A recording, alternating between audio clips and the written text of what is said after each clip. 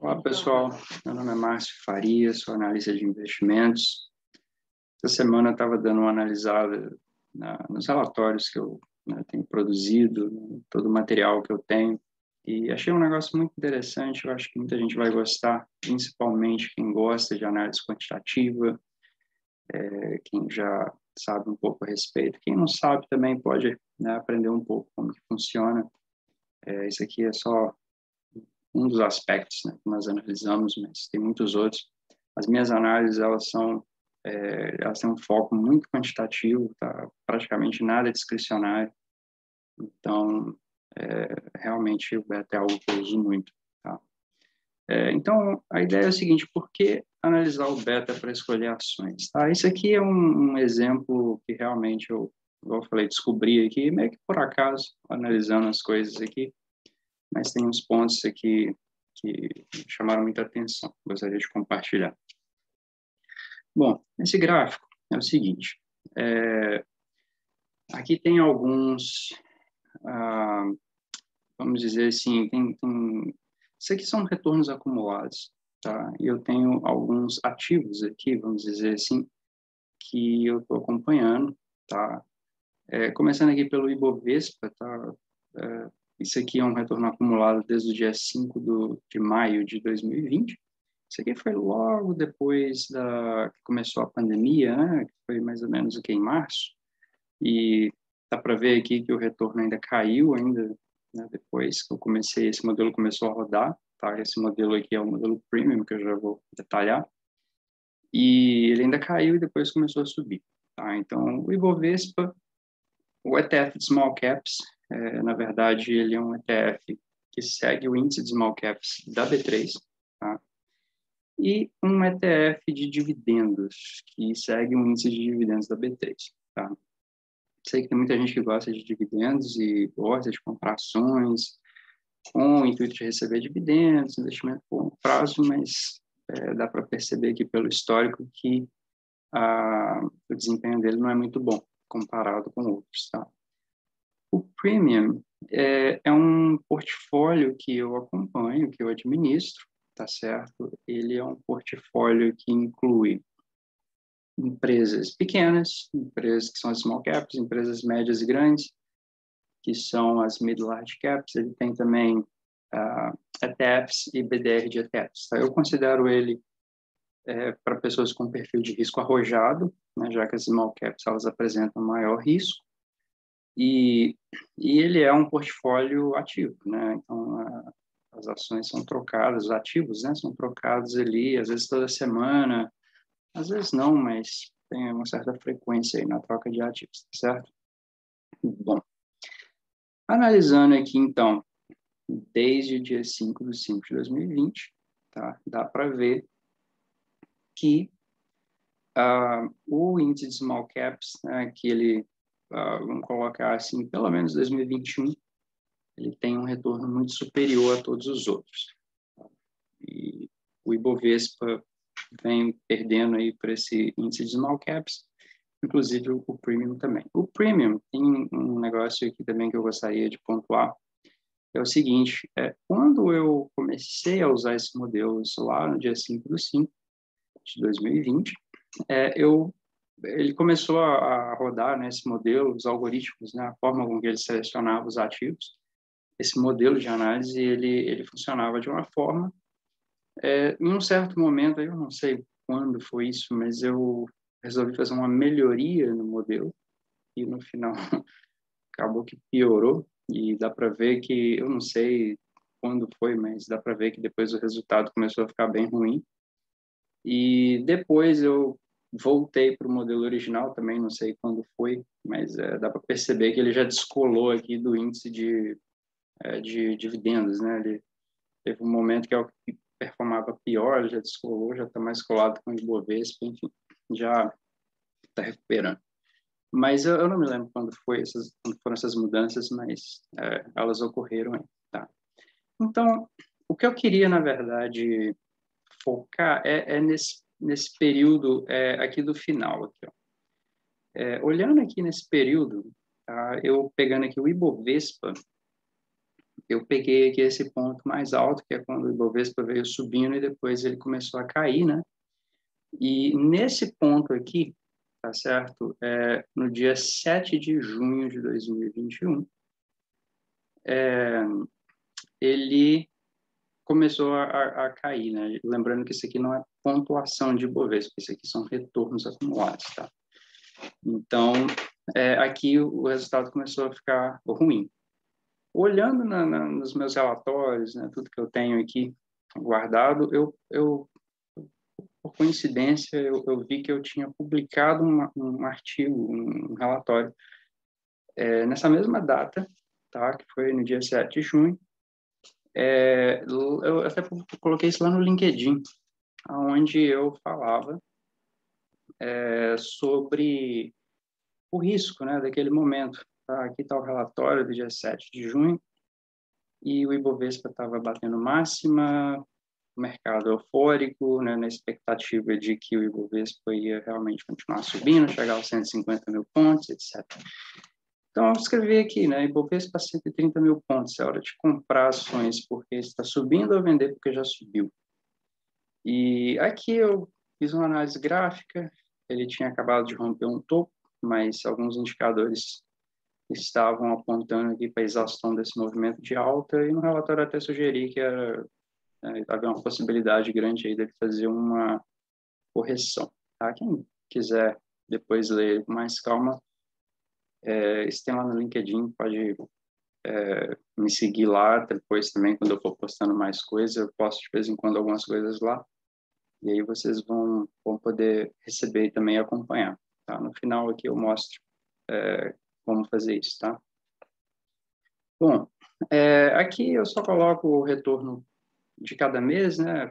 Janeiro, fevereiro, março, aqui em 2021, que nós estamos falando. A volatilidade diária em cada mês. Então, a volatilidade diária de janeiro foi 1,61%, de fevereiro e tal, e por aí vai. E aqui, na época, né, a mínima e a máxima até aquele período. Então, tinha uma mínima de 63 mil pontos, por Ibovespa, a máxima, até no dia que eu fiz o relatório, 130.125, não sei se ele subiu mais depois disso, não me lembro. Mas, enfim, então esse relatório é o que eu tinha feito lá na época, tá certo? Bom, olhando aqui, então, no relatório, a gente vê, então, que depois ele começou a cair, né? E aí tem aqui, por exemplo, vou focar mais aqui nessa parte que eu estou querendo que vocês prestem mais atenção aqui, que é onde está realmente o que eu quero explicar. Então, a gente vê que o premium, ele, na época, né, ele está em azul escuro aqui, ó, ele estava com um retorno acumulado de 62%, e esse aqui do lado direito aqui é o atual, tá? Então, isso no dia que eu estou escrevendo, que eu estou gravando, né, na verdade, aqui, é 16 de agosto de 2021, então nós estamos falando 2 meses mais ou menos aqui, tá? Desse dia 7 de junho aqui, tá? Então, quer dizer, nesse período, o premium saiu de 62%, né, de retorno acumulado e veio para 57%. O Ibovespa, que estava em 65%, veio para 53%. Small Caps, o ETF, que estava em 73% de retorno acumulado, caiu para 55%. E o ETF de dividendos, 54%, voltou para 41%. Tá? Então, todos eles caíram, mas aqui está um negócio interessante. O Premium ele caiu muito menos. Tá? O Small Caps, o ETF de Small Caps caiu bastante, de 73 para 55, quase 20% aí de retorno acumulado que ele devolveu. Tá? Só lembrando que, se você olhar aqui, por exemplo, o Ibovespa, ETF de Small Caps, ETF de dividendos, isso seria um buy and hold. Tá? Como se você tivesse comprado esse ETF lá no dia 5 de 5 de 2020, estivesse segurando ele até agora, porque ele é pouco dinâmico. Os ativos desses ETFs e tal, do indicador, eles não mudam com muita frequência. Tá? O Premium, ele já é bem mais dinâmico. No caso, ele é um portfólio ativo, né? Tem muita mudança que vai ocorrendo nele aí. Bom, então dá para ver aqui, né, inclusive, que o premium, que no caso aqui ele estava perdendo, né? Se a gente olhar no dia 7 de junho, ele estava perdendo, né? Só olhar aqui no gráfico, na verdade. Ele estava perdendo aqui tanto para o Ibovespa quanto para o índice Small Caps. E agora, no final aqui, no dia que eu estou gravando esse vídeo, o premium está com 57% de retorno acumulado, o Ibovespa 53%, então está superando o Ibovespa. E o ETF Small Caps com 55% está superando também. Tá? Agora, como que se deu esse processo aqui? E é nisso que eu quero entrar agora e mostrar a importância do beta na análise de investimentos. Tá? Bom, como que estava, né, esse portfólio lá no dia 7 de junho? Tá? Então, eu peguei o relatório aqui no dia 7 de junho. Esse é o relatório. Então, aqui a data, 7 de junho. E essas eram as ações da carteira. Então, tinha Bradesco, tinha Atacadão, né, que é o Carrefour, tinha CVC, Duratex, Mills e TOTS. Tá? Eu sempre defino, né, que tipo de ativo está sendo indicado. Então, aqui tem empresas mid-large caps, são médias e grandes, small caps, mas tem outros também que no outro relatório que eu vou mostrar vai ter. E o call no dia, né, para essas ações que eram call só de manter mesmo, no caso. Aqui, eu coloco aqui alguns detalhes, tá? Sobre o retorno também até o dia do relatório. Então, aqui só para entender melhor, tá o código de cada ação, o call no dia, né, era para manter, a data da compra, lembrando que esse relatório é do dia 7 de junho, tá, de 2020, então a data da compra aqui era 18 de abril, tá? E, aliás, 2021, né? Era do dia 18 de abril de 2021 e até a data desse relatório, que era no dia 7 de junho de 2021, né, tinha passado aí 50 dias, tá? O mesmo com o Carrefour, tinha dado compra no dia 23 de maio, então até o dia 7 estava dando 15 dias e por aí vai, né? O preço de compra era o preço no dia 18 de abril, aqui no caso do exemplo, aqui no primeiro, né? E o último preço, no dia que eu escrevi o relatório, que era o dia 7 de junho, o último preço que eu tinha disponível no dia era 28,09. Então, quer dizer que estava dando um lucro de R$ 1,99 e representava um retorno de 7,6%. Tá? Toda vez que eu dou um call de compra, eu também dou um preço de stop para controle de risco. Então, se era para comprar Bradesco a 26,10, era para colocar um preço de stop a 20,70, e se a operação desse errado aqui, perderia 20,7%. Tá? Então, aqui o resultado do portfólio estava até bom nessa data, e estava com poucos ativos aí, né? Só 6, tá certo? E aí, baixando aqui um pouco, tá? Eu não vou entrar em detalhes aqui das métricas de risco que eu coloco para analisar, eu não é o foco aqui, mas só para saber, né? Aqui eu coloco também a volatilidade de cada uma, né? Oscilação de cada ativo. O Value at Risk, aqui do lado tem uma explicação sobre como que interpreta. A análise de risco, aqui, a composição de risco, né? É uma forma que eu uso, tá? De quantificar o risco que cada ativo tem no portfólio. Então, Mills aqui representa 36% do risco e CVC representa 27% do risco, tá? E aqui do lado também tem uma explicação de como que interpreta e tudo. É só para ter uma noção, né, do que a gente está fazendo, como que está o portfólio. E aqui é o que eu queria focar, tá? Que é o beta. Bom, primeiro, o que é o beta? Eu não vou entrar em detalhes aqui matemáticos e como que funciona, eu posso deixar isso num outro vídeo, né, falando sobre isso, para não alongar demais. Mas o beta, a gente usa o beta para medir a sensibilidade dos retornos de uma ação,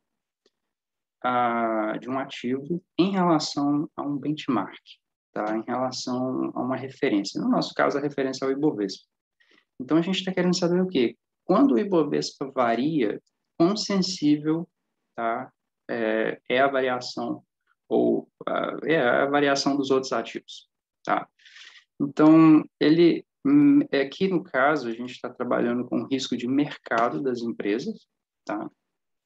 E, basicamente, a gente considera que investir em ações, ou as ações, ou a renda variável, ela tem dois tipos de risco, tá? É o risco de mercado e o risco individual de cada empresa. Vamos dizer empresa, tá? Bom, o risco individual, ele vai acontecer, por exemplo, algo inerente a uma empresa mesmo. Um exemplo aqui, JBS, tá? Então, quando deu problema de vazamento de áudio, de que todo mundo descobriu que a JBS estava envolvida em corrupção lá na época do governo Temer, aquilo foi algo que aconteceu com a JBS. Assim, você pensa, pô, será que a Ambev vendeu menos cerveja depois disso? Por causa desse problema da JBS? Será que as lojas Renner venderam menos roupa por causa desse problema? Provavelmente não, né? Foi um evento que afetou a JBS. Tá? Às vezes o mercado sente ali rapidamente, mas fica mais ali restrito a ela. Tá? Esse tipo de, de risco, tá? A gente consegue olhar, a gente usa, né, para analisar isso, a volatilidade, tá? E a volatilidade aqui está em termos mensais. Então, basicamente, ela está dizendo o seguinte, olha, esse primeiro aqui, que é o Bradesco, 10% de volatilidade. Então, isso aqui, em média, é o que essa ação pode oscilar dentro de um mês. Tá? 10%. Pode subir, pode cair 10%, em média. Tá? Pode ser menos, pode ser mais do que isso. Mas é para a gente ter uma noção de quanto ela varia. Então, aqui dá para ver claramente que a Mills é mais arriscada. Ela tem uma oscilação maior mensal, tá certo? Até 19, até não, né? Em média, 19,3% em um mês. E o Carrefour aqui está com uma oscilação menor. Quando você vê a volatilidade baixa, a gente considera que é uma ação mais defensiva, né? Bom, esse é o risco individual. E aí tem também o risco de mercado. O risco de mercado já é quando acontece um evento que impacta o mercado todo. Então, você pode pensar, por exemplo, em pandemia, pode pensar na greve dos caminhoneiros. Todas as empresas vão sofrer algum impacto. Tá? Não quer dizer que o preço das ações vão cair para todas, tá? O impacto pode ser positivo. Pode ter uma empresa que vendeu mais na pandemia, né? O preço da ação subiu. Ou seja, se não fosse a pandemia, ela teria vendido menos.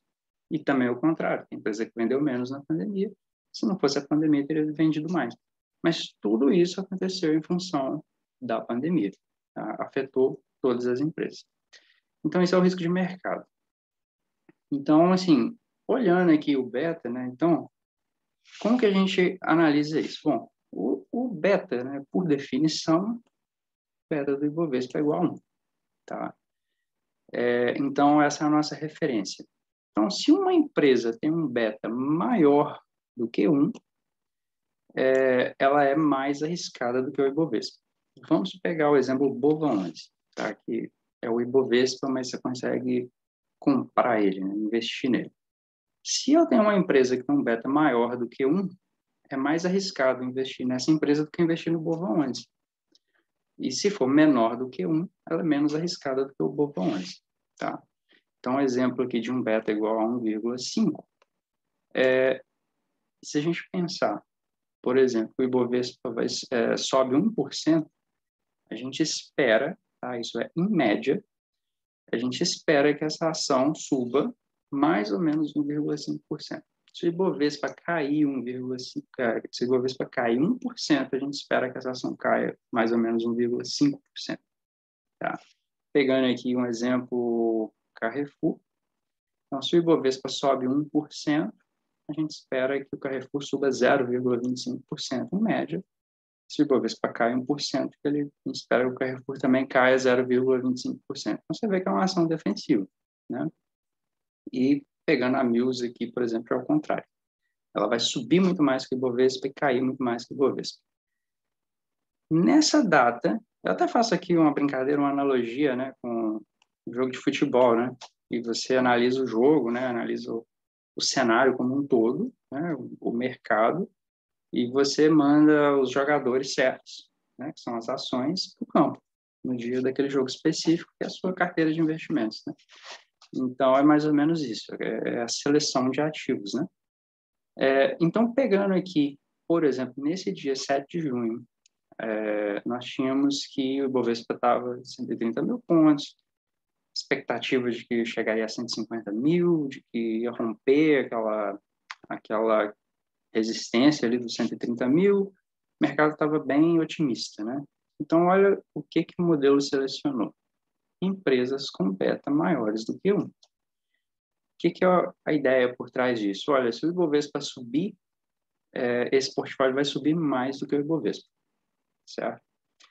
E alguns aqui menores do que 1, né? O modelo ele pega, assim, olha, ele analisa a ação, olha, a relação risco-retorno aqui é favorável, dá para investir nessa ação. Então, ele pega também alguns aqui com beta menores do que 1, que eram empresas que valia a pena investir naquele momento, tá?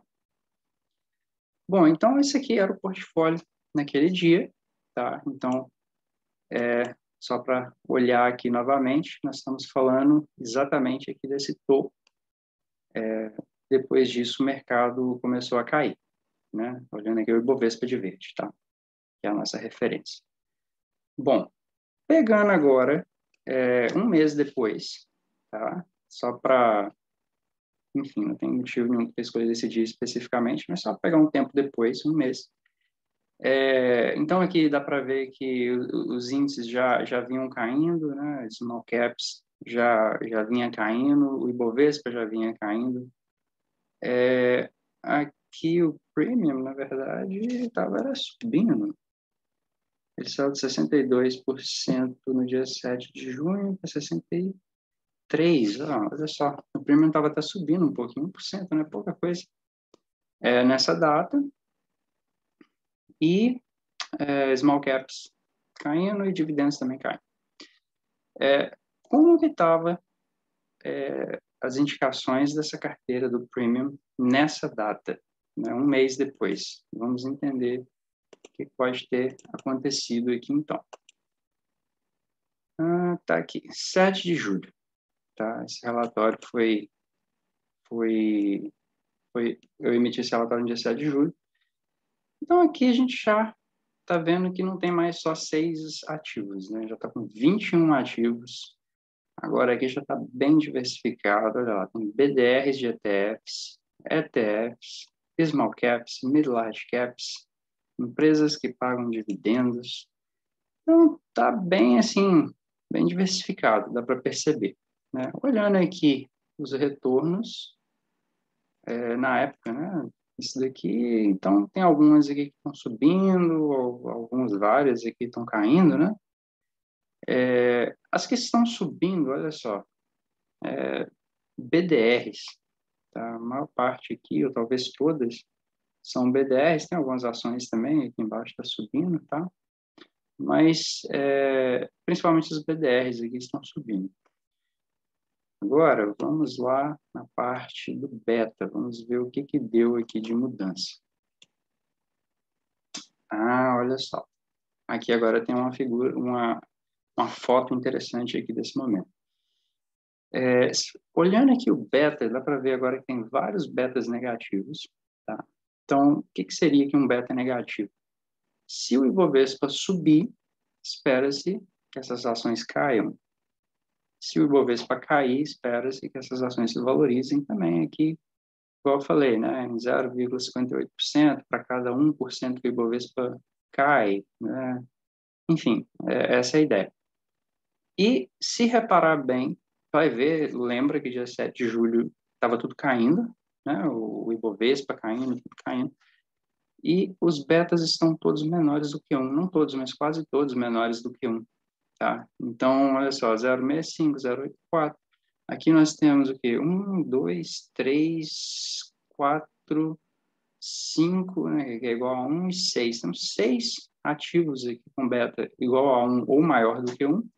O resto é tudo menor do que 1, inclusive negativo. Então, o que está dizendo aqui quando é menor do que 1? Se o Ibovespa cair, essas ações aqui vão cair menos do que o Ibovespa e essas aqui com beta negativo vão subir. tá? Isso é o que a gente espera. E essas com beta negativo, né? Se olhar aqui na legenda aqui embaixo, vai ver que são os ETFs, e eram os que os que estavam subindo nesse dia. Então, assim, bem interessante olhar essa questão do beta, porque se você entender o momento em que o mercado está vivendo, né, o que está acontecendo, o que está se passando naquele momento, você consegue montar uma carteira mais direcionada para aquele momento, né? Você, assim, muito se fala, né, por exemplo, stock picking, análise de ativos, análise de empresa, análise de balanço, como escolher empresas, mas eu não vejo muito falar como analisar o risco na hora que você vai investir nessas empresas, tá? Isso é algo que eu realmente não vejo muito falar. Então, eu falo assim, tem gente, né, pessoas que falam, tem que comprar ações de setores diferentes para diversificar o portfólio. E, sim, faz muito sentido. Mas, às vezes, você pode comprar, por exemplo, uma ação do setor de consumo, uma empresa do setor de consumo, uma empresa do setor de petróleo, e as duas terem um beta alto, você está diversificando, mas o seu risco ainda está alto, tá? Isso pode acontecer. Então, na verdade, você está com um portfólio arriscado, por mais que seja diversificado, tá? Então, entendendo bem, né, a situação do mercado naquele momento, você consegue fazer uma seleção melhor de ações. Então, aqui, se observar bem, igual eu falei, acabou que uma seleção bem feita de ações acaba reduzindo a queda no momento que todo o mercado está caindo. Tá? Então, é um negócio interessante. Tá? Eu acho que o beta é um negócio, assim, um indicador que é importante analisar. Eu acho que vale a pena dar uma olhada, entender melhor como que funciona, é uma forma de ajudar a diversificar o portfólio. Tá? Quem quiser conhecer mais meu trabalho, tá? Tem o site aqui, quantis.com.br. Esse portfólio premium, né?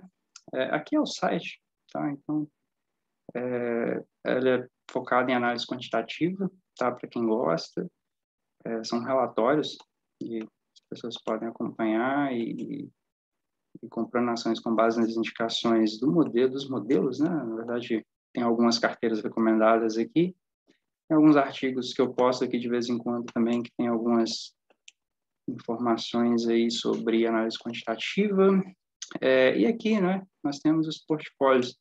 Esses portfólios aqui, eles são separados por risco, tá? Então, nós temos o Premium, Select, o Mais e o Prev. O Prev é o menos arriscado, é o que eu considero para perfil conservador, ele só tem ETFs e BDRs, tá? O Mais, ele já tem os ETFs e BDRs, mas ele também tem Mid-Large Caps. O Select, mesma coisa, porém ele tem Small Caps, e o Premium já trabalha com Mid-Large Caps e Small Caps, tá? Assim, eu considero o Premium para quem tem um perfil de risco aí arrojado, e para quem é mais moderado, eu já indico mais empresas mais estáveis, né? Mais robustas, tá? Vamos dizer assim. Então, seria as mid-large caps, tá? Então, para quem quiser conhecer mais, é só entrar no site, tá? quantis.com.br, aí vai ter mais informação. Qualquer dúvida também, tem o WhatsApp aqui no cantinho, pode mandar também que eu respondo, ou pode mandar e-mail aqui pelo contato, tá? Na medida que eu for vendo, eu vou respondendo. E o que eu falei antes também, que às vezes eu posto um artigo ou outro lá no LinkedIn, tá? Principalmente lá que eu posto mais artigos, né? Textos maiores, Márcio Faria, CNPI, CNPIT, tá certo? Eles podem me encontrar lá também e seguir, de vez em quando eu posto, vocês vão ficar sabendo lá as coisas que eu postar, tá certo? Só um disclaimer aqui, esses relatórios aqui, no momento que você estiver assistindo isso já é antigo, tá? Então, não invista nessas ações com base nesse vídeo, porque isso daqui já é coisa antiga já, tá? Já passou o momento, tá certo? Então, é isso aí. Espero que tenham entendido, tá? Um abraço, até mais.